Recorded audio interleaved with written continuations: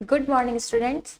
My name is Kavita Chaudhary from Sunita Global School and I will teach you EVS in class 5th. तो बच्चों एक बार फिर से आपका मेरी क्लास में हार्दिक स्वागत है। आज के क्लास में हम इस chapter 14 when the earth shock इस चैप्टर के क्वेश्चन आंसर के बारे में और डिफिकल्ट वर्ड के बारे में डिस्कशन करेंगे। जैसा कि आपको पता है पिछली क्लास में हमने इस चैप्टर की रीडिंग पूरी कर ली थी। तो ये जो चैप्टर है व्हेन द अर्थ शॉक, ये चैप्टर किसके बारे में है? जो भूकंप आया था जसमा के गांव में, जसमा कहाँ रहती थी? गुजरात के कच्छ इलाके में।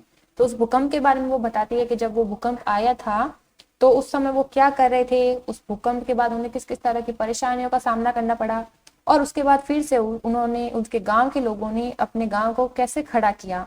ठीक है, किन किन लोगों ने उनकी मदद की। जब ऐसी कोई चीज हो जाती है, जैसे कोई नेचुरल डिजास्टर हो जाता है, प्राकृतिक आपदा आ जाती है, तो लोग फिर मदद करते हैं। तो उस सब के बारे में ये चैप्टर था। तो आज की क्लास में हम इस चैप्टर के क्वेश्चन आंसर और डिफिकल्ट वर्ड के बारे में डिस्कस करेंगे।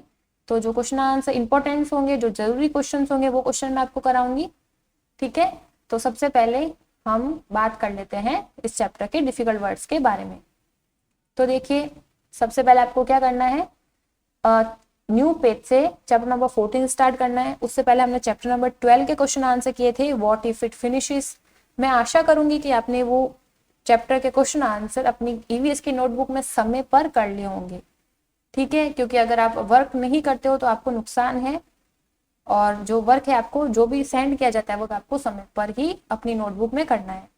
तो आज क्या करेंगे, आज की क्लास में हम चैप्टर नंबर 14 के डिफिकल्ट वर्ड कर रहे हैं और क्वेश्चन आंसर। अब ये वर्क जो है आपको अपनी कॉपी में न्यू पेज से ही करना है। ठीक है, आपको पता ही है अब तो कि कोई भी न्यू चैप्टर होता है इसका वर्क हमें न्यू पेज से ही करना होता है। तो सबसे पहले क्लास वर्क चैप्टर नंबर 14 लिखना है, when the earth shock. Difficult words, first difficult word है अर्थक्वेक। अर्थक्वेक का मतलब क्या होता है? अर्थक्वेक यानी भूकंप। अर्थक्वेक का मतलब क्या हो जाएगा? भूकंप। सेकंड नंबर पर है डैमेज्ड। डैमेज्ड का मतलब होता है क्षतिग्रस्त, किसी चीज को नुकसान पहुंचना, तो उसको बोलते हैं डैमेज्ड।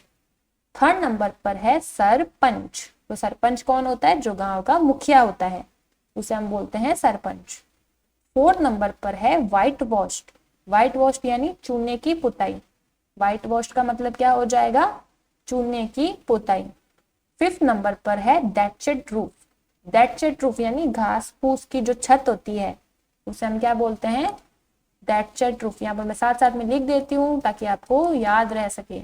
जो घास फूस की छत होती है उसे हम बोलते हैं दैटशेड रूफ। व्हाइट वॉश यानी जो चूना होता है, चूने की पुताई की जाती है, उसे बोलते हैं व्हाइट वॉश। चूने की पुताई करना। फिर 6 नंबर पर है साइंटिस्ट। तो साइंटिस्ट का मतलब क्या होता है? वैज्ञानिक। साइंटिस्ट कौन होते हैं? वैज्ञानिक। उसके बाद 7 नंबर पर है नेचुरल डिजास्टर। नेचुरल डिजास्टर यानी कि प्राकृतिक आपदाएं या फिर प्राकृतिक आपदा, जैसे कि बाढ़ आ जाना, सूखा पड़ जाना या फिर भूकंप आ जाना, ये सब क्या होती है? नेचुरल डिजास्टर, प्राकृतिक आपदा। फिर है ड्राफ्ट। ड्राफ्ट यानी कि सूखा पड़ना, यानी जब बरसात नहीं होगी तो क्या पड़ जाएगा? सूखा। फिर है फैमिन। फैमिन यानी कि अकाल। तो जब ड्राफ्ट होगा, सूखा होगा, तो बरसात नहीं होगी, बरसात नहीं होगी तो फसल नहीं होगी, और फसल नहीं होगी तो क्या पड़ जाएगा? अकाल। फिर 10 नंबर पर है सजेशंस। 10 नंबर पर क्या है? सजेशंस। सजेशंस का मतलब होता है राय। सजेशंस का मतलब क्या होता है? राय। तो इस तरह सबके 10 डिफिकल्ट वर्ड्स है जो आपको करने हैं। सरपंच मैंने आपको बताया, सरपंच कौन होता है? जो गांव का मुखिया होता है। ठीक है, सरपंच यानी सरपंच। अर्थक्वेक यानी कि भूकंप। सेकंड नंबर पर है डैमेज्ड। डैमेज्ड का मतलब होता है क्षतिग्रस्त या नुकसान पहुंचना। क्षति, क्षति का मतलब हानि, नुकसान। तो डैमेज्ड को हिंदी में बोलेंगे क्षतिग्रस्त। तो इस तरह से 10 डिफिकल्ट वर्ड्स थे। अब ये डिफिकल्ट पहले जो वर्ड है आपको अपनी नोटबुक में क्लास वर्क में करने हैं, और फिर होमवर्क में भी इन वर्ड्स को यहाँ पर लिखना है। जैसे कि वापस यहाँ पर लिखोगे अर्थक्वेक। ठीक है, आपको समझाने की जरूरत नहीं है क्योंकि आप क्लास में भी ऐसा करते थे, अर्थ क्विक। तो इसी तरह से बाकी की स्पेलिंग्स भी लिखनी है और साथ ही साथ याद करनी है। अब बात कर लेते हैं इस चैप्टर के क्वेश्चन आंसर के बारे में। तो क्वेश्चन आंसर कौन कौन से हैं, कहाँ से स्टार्ट हो रहे हैं question answer. Discuss and right, have you or anyone that you know ever face such difficulty. तो ये क्वेश्चन क्या था कि या तो कभी आपने या आपके किसी जानने वाले ने इस तरह की परेशानी का सामना किया है या नहीं। कौन सी परेशानी, जो भूकंप की परेशानी हुई थी, किसको, जस्मा और उसके गांव वालों को।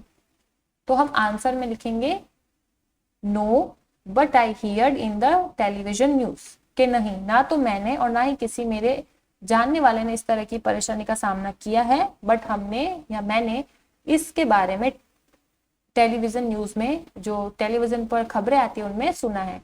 तो सिंपल सा आंसर है, क्योंकि आपने कभी, जो आंसर सच है वही लिखना है हमें, क्योंकि हमने कभी ऐसे नहीं देखा है, भूकंप हमने नहीं देखा है। तो हम क्या लिखेंगे, no but I heard in the television news, के नहीं, ना तो मैंने और ना ही किसी मेरे जानने वाले ने इस तरह की परेशानी का सामना किया है, बट हाँ मैंने इस तरह की खबरों के बारे में टेलीविजन में सुना है। No but I heard in the television news, नहीं पर मैंने टेलीविजन न्यूज में इसके बारे में सुना है। उसके बाद है question number 2, who all help at such a time make a list, यानी कि ऐसे समय में कौन लोग होते हैं जो मदद करते हैं, उन लोगों की आपको लिस्ट बनानी है। जब भूकंप आ जाता है या बाढ़ आ जाती है या फिर सूखा पड़ जाता है, ठीक है, मेन तो जब भूकंप और बाढ़ आती है तब लोग ज्यादा मदद करते हैं, क्योंकि इसमें लोगों के जान जाने का खतरा रहता है। तो ऐसे समय में कौन लोग मदद करते हैं, उनकी आपको लिस्ट बनानी है। In such difficulty many people like a neighbour, state people, military force, doctors and political leaders helped them.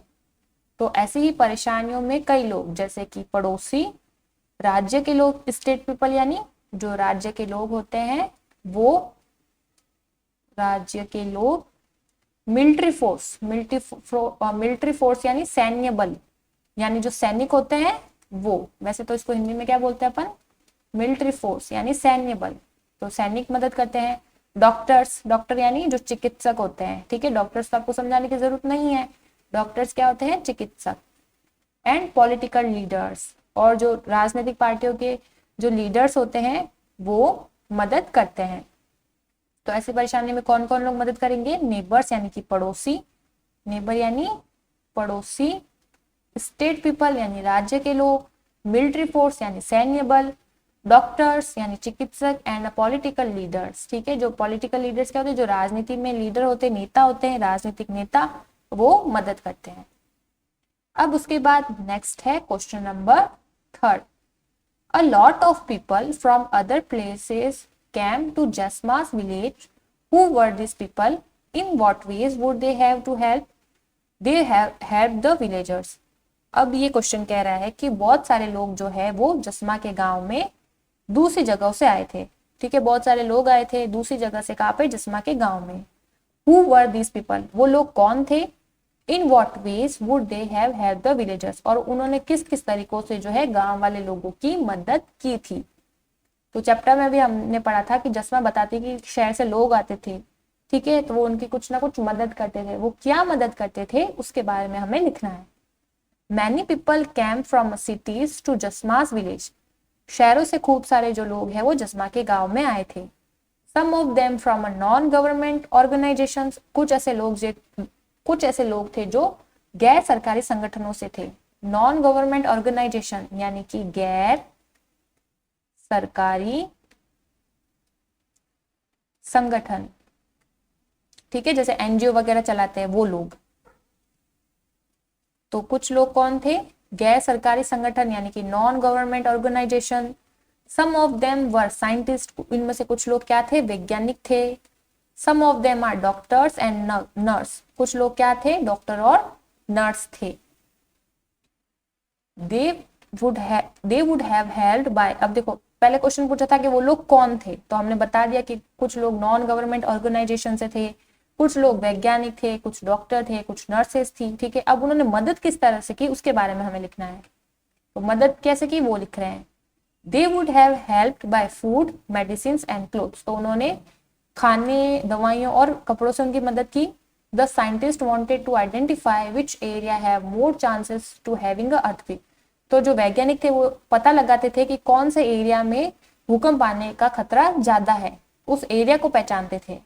Identify करना यानी पहचानना, पता लगाना, पहचानना या फिर पता लगाना।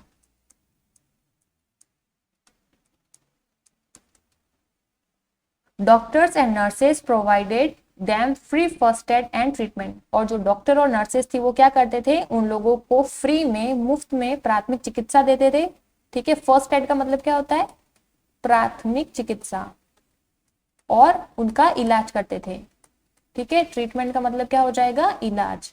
तो जो साइंटिस्ट थे देखो कैसे मदद करते थे, कुछ लोग उनको खाना, दवाइयां और कपड़े देते थे।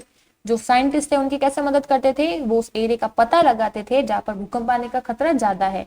और जो डॉक्टर और नर्सेस थी वो क्या करती थी, उन लोगों को फ्री में फर्स्ट एड और ट्रीटमेंट देती थी, यानी उनकी प्राथमिक चिकित्सा करती और उनका इलाज करती, उनका उपचार करती।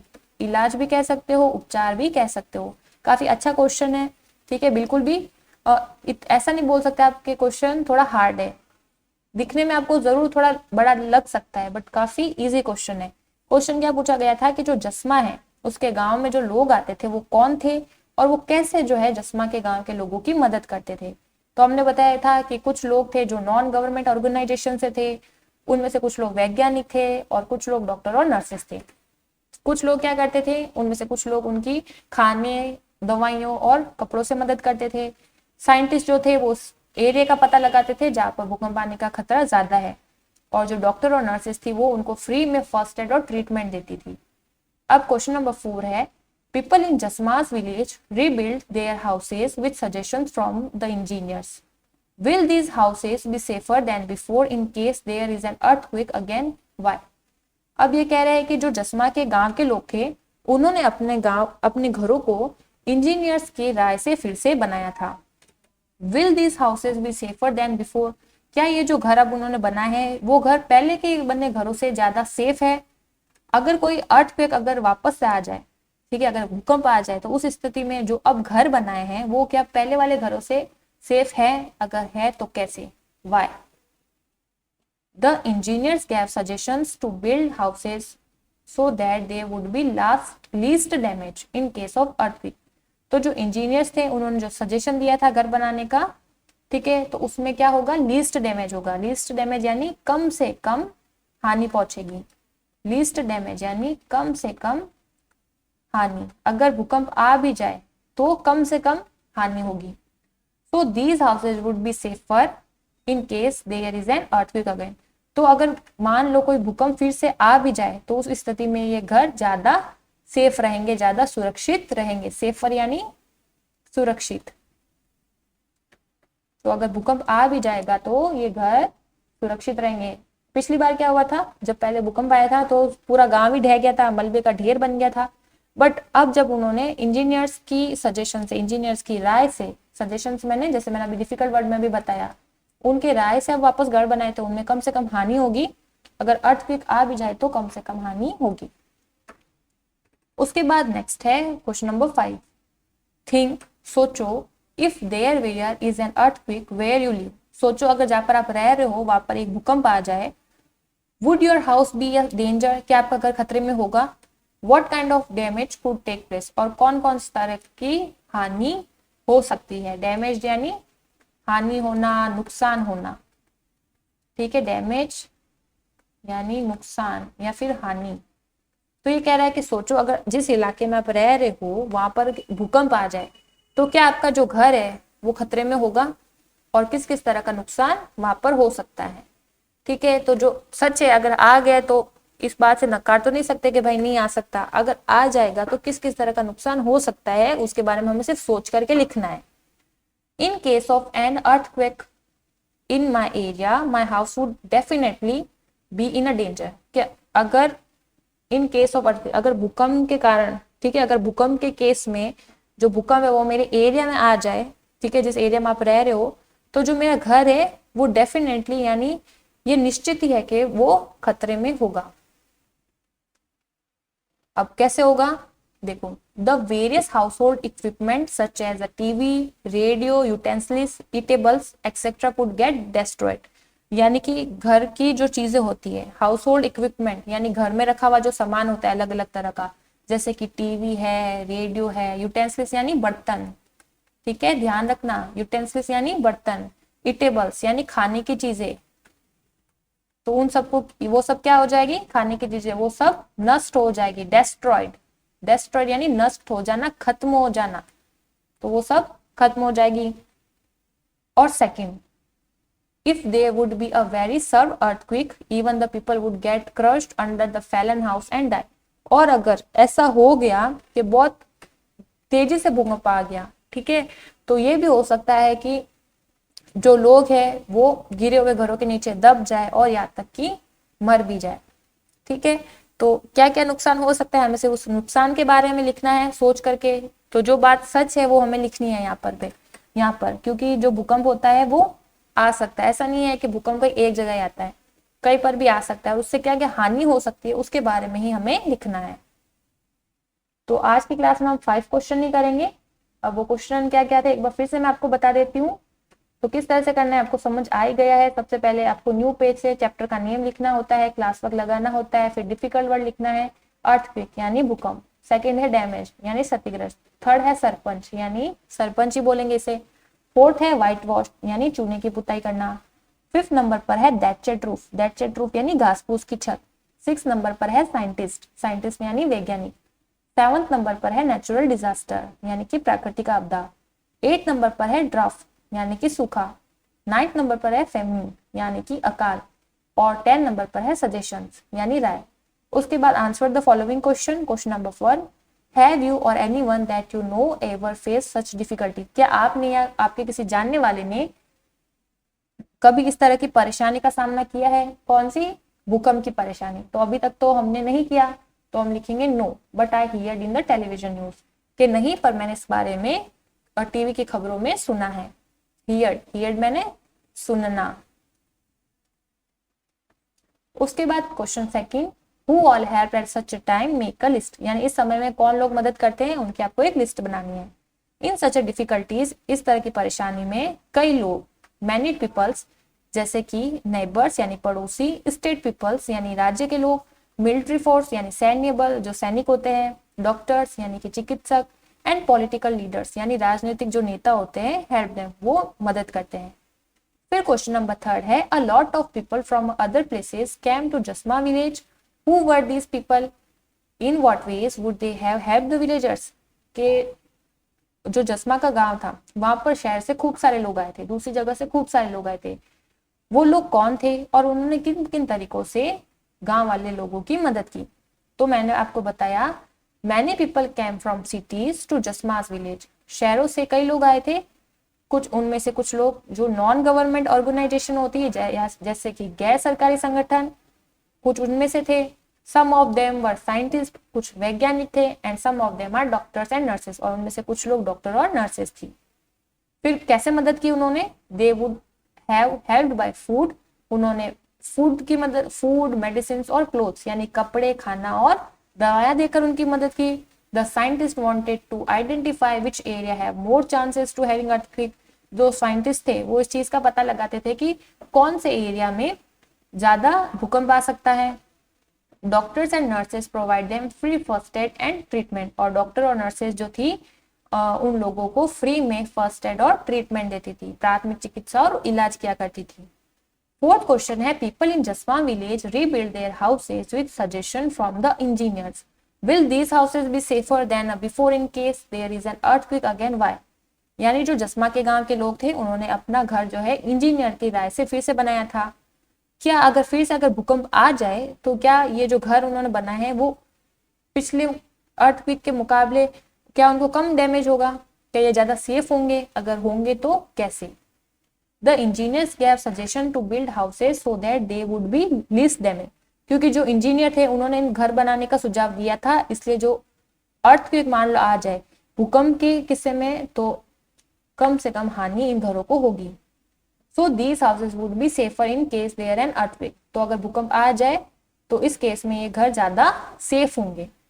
फिर 5th नंबर पर है, think if there were is an earthquake where you live, would your house be a danger, what kind of a damage could take place, कि सोचो अगर जिस इलाके में आप रह रहे हो वहां पे भूकंप आ जाए तो क्या उस समय आपका जो घर है वो डेंजर में होगा, यानी उसको डैमेज हो सकता है, उसे किस किस तरह का खतरा हो सकता है, what kind of damage could take place, और किस किस तरह का नुकसान हो सकता है। तो हम बोलेंगे in the case of an earthquake in my area my house would definitely be in danger, कि अगर जिस एरिया में मैं रह रहा हूँ वहां पर अगर भूकंप आ जाए तो ये पक्का है, ये निश्चित है कि मेरा घर जो है वो खतरे में होगा। अब कैसे, क्योंकि the various household equipment, equipment यानी घर का सामान, हाउस होल्ड इक्विपमेंट घर का सामान, इक्विपमेंट यानी सामान, ठीक है। तो जो घर का सामान होता है अलग अलग तरह का, जैसे कि टीवी, रेडियो, बर्तन, खाने की चीजें, ये सब नष्ट हो जाएंगी। और सेकंड, अगर ज्यादा अर्थक्वेक हो गया या ज्यादा भूकंप आ गया तो ये भी हो सकता है कि लोग गिरी हुई घरों के नीचे, गिरे हुए घरों के नीचे दब जाए और या तक कि मर भी जाए, ठीक है। तो ये सिर्फ इमेजिनेशन के लिए हमें लिखना था कि ऐसा अगर हो गया तो क्या क्या हो सकता है। तो आशा करूंगी कि आज की क्लास में जो मैंने आपको डिफिकल्ट वर्ड और क्वेश्चन आंसर समझाए वो आपको अच्छे से समझ आए होंगे। नेक्स्ट क्लास में हम बाकी के क्वेश्चन आंसर के बारे में डिस्कस करेंगे। तो आज की क्लास में इतना ही बच्चों, मिलते हैं अगली क्लास में, तब तक के लिए थैंक यू।